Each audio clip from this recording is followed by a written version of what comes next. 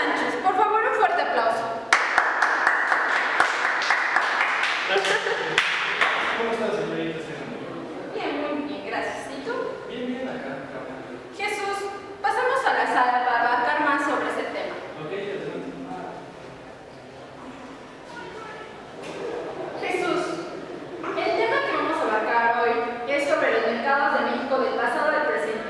¿Qué nos puedes hablar sobre ese tema? Bien, te voy a platicar sobre los principales centros de comercio y los tianguis y mercados más trascendentes de México. Pero antes de eso te voy a dar mi opinión. Pienso que los tianguis y mercados son más que un simple espacio de compra y venta. Siento que son lugares donde late la riqueza cultural de México.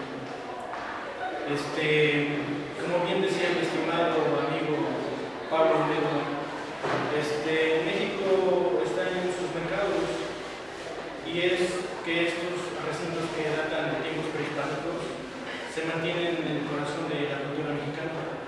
Te voy a dar ejemplos en fotografías y darte una reseña sobre cómo ha ido evolucionando esto. Muy bien, vamos. La época prehispánica. Durante la época prehispánica, los mercados se realizaban en los sitios considerados como corazón de la ciudad. La esencia del México prehispánico conservó su lugar en la naciente Nueva España, uno de sus signos distintivos que perdurarán, para disfrute de todos, son los antiguos tianguis reglamentados a la manera indígena. El día de plaza o mercado mayor sigue presente en nuestros días, sobre todo en el entorno cotidiano de la provincia mexicana. Hoy, como ayer, en algunos lugares del sistema de trueque continúa vigente. El intercambio como necesidad y disfrute de formas y colores se entreteje para que, al igual que en otros tiempos, la plaza sirva de vínculo a la comunidad. En la época colonial, los conquistadores quedaron asombrados al ver el gran tianguis de Tenochtitlan, más grande de cualquiera de los mercados existentes en España.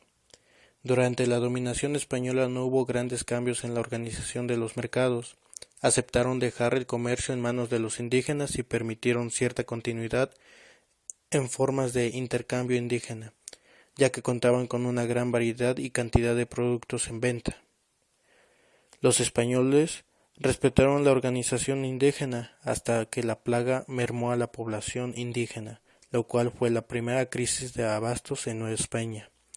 Debido a esto, los españoles tenían que asegurar su abasto, por lo cual hicieron que los pueblos, a un radio de 20 leguas alrededor de la ciudad, entregaran semanalmente a los mercados 100 pavos, 400 gallinas y 2.800 huevos, además de la leña para combustible y forraje para los animales. Los mercados indígenas que se hallaban afuera de la ciudad solo podían vender tortillas, harina de maíz, tamales y fruta local.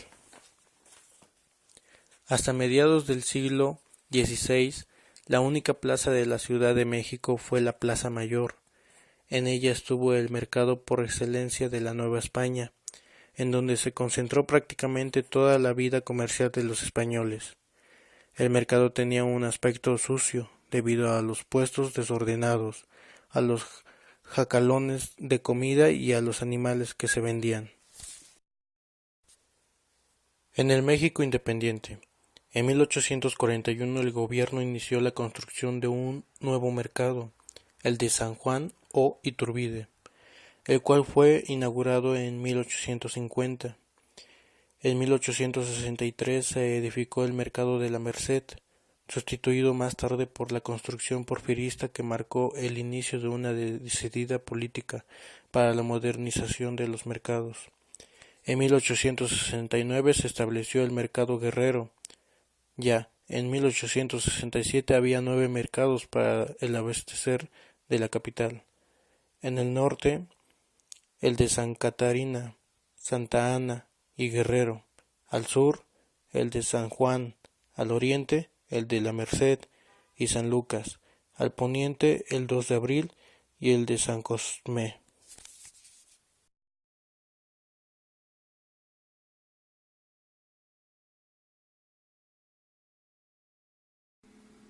Los mercados de hoy.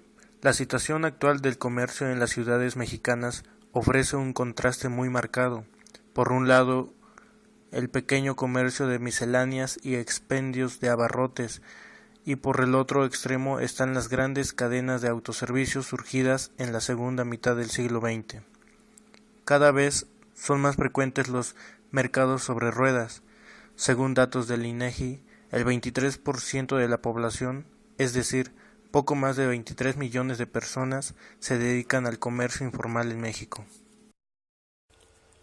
Los mercados de México en la actualidad es donde se concentran los sabores, colores y aromas del país. En sus pasillos se escuchan las voces de los vendedores, quienes pregonan con ese tono pícaro tan característico de los mexicanos. Por todos lados se ven los originales letreros que invitan a comprar, anunciando frutas, carnes o quesos al mejor precio.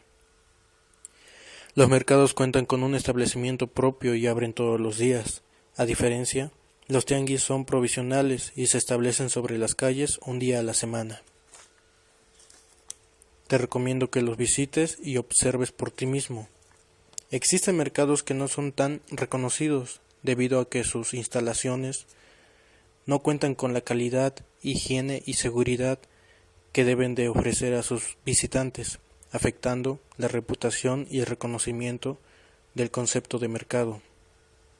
Es importante cuidarlos, porque es una ventana de lo que es la cultura y las tradiciones de nuestro México.